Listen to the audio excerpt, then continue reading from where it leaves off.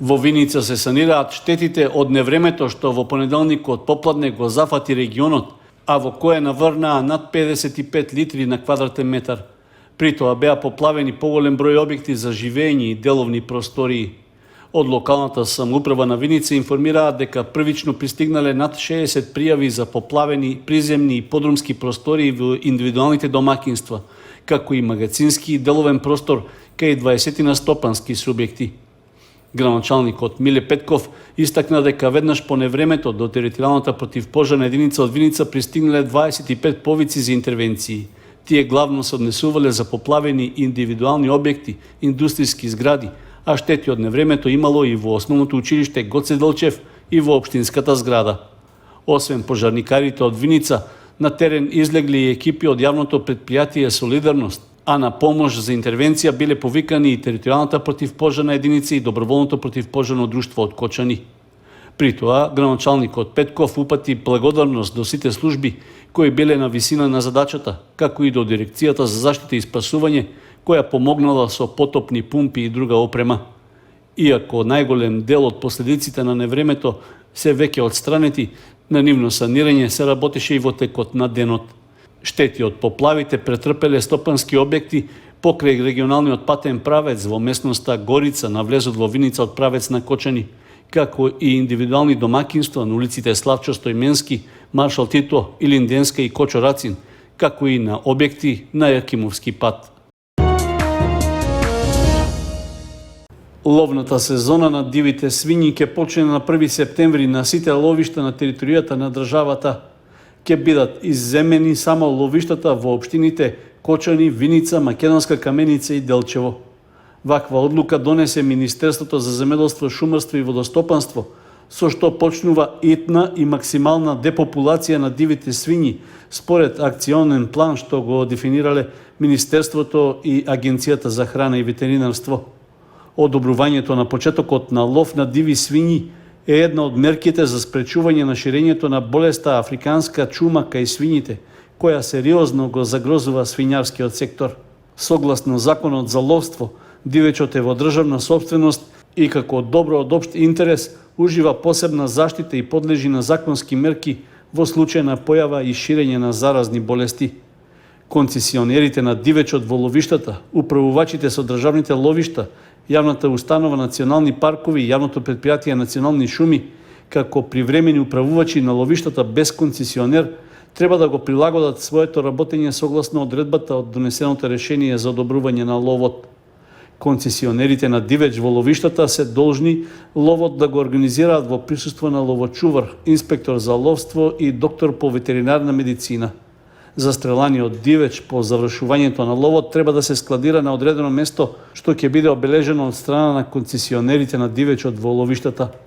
Исто така, Министерството за земјоделство ги задолжува концесионерите и управувачите со државните ловишта во рок од 5 дена да определат ловни денови за засилен одстрел на диви свињи и да ги преземат сите мерки пред почетокот на ловот, што согласно донесеното решение ќе почне на почетокот на идниот месец.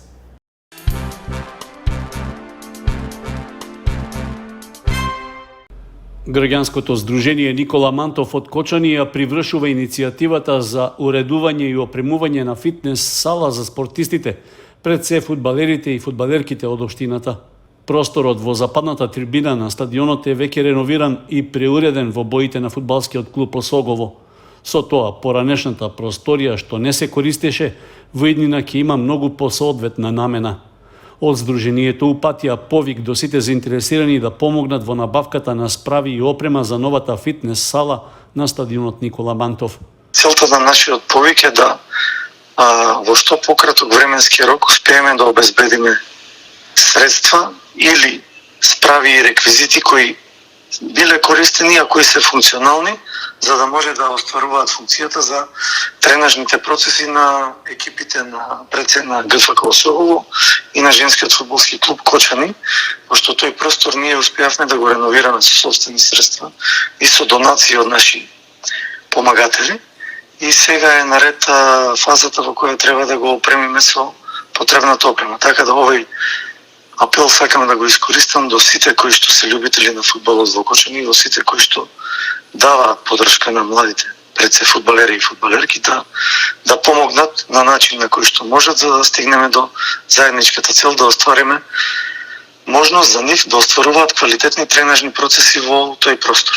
Според списокот што го изготвиле од Сдруженијето Никола Мантов, за потребите на новата фитнес сала неопходни се 2 бенч клупи, 4 плочи со тегови до 50 кг, шут машина, преса, по 20 кратки ластици и ролери за масажа, 10 еднорачни тегови со различна тежина, 5 баланс топки и друга фитнес опрема.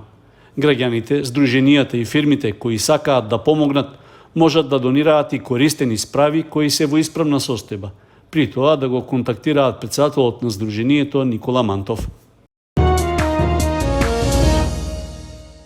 И покрај тоа што и годинава го задржува првото место во поглед на активната транспарентност, Општина Кочани заедно со другите локални самоуправи во државата се вклопува во заедничката оценка за недоволно информирање на јавноста за одделни сегменти во работењето на локалните власти. Оценката за тоа ја даде и Центарот за граѓански комуникации од Скопје, кој го работеше истражувањето за транспарентноста на општините и другите јавни институции во државата.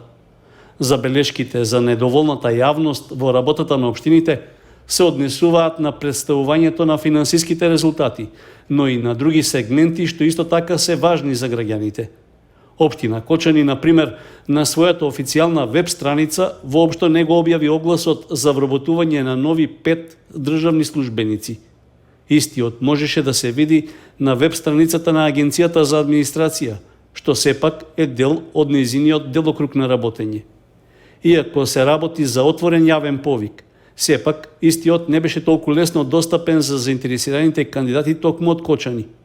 Истиот оглас не се појави ниту на официјалниот Facebook профил на општината, каде што редовно се објавуваат соопштенија и информации за работата на локалната самоуправа и на градоначалникот. На веб страницата на општина Кочани може да се види само интерниот оглас за унапредување на 2 општински службеници на повисоки работни места. 5 нови вработувања пак, за кои веќе информираше Канал 8, воопшто не можат да се најдат на официјалните средства за комуникација што ги користи општина Кочани. Очигледно е дека првото место во активната транспарентност на овој начин може идната година лесно да и се препушти на друга општина. Затоа неопходна е поголема ажурност и одговорност и на вработените кои се задолжени за одржување на електронските алатки за комуникација, но и на општинското раководство.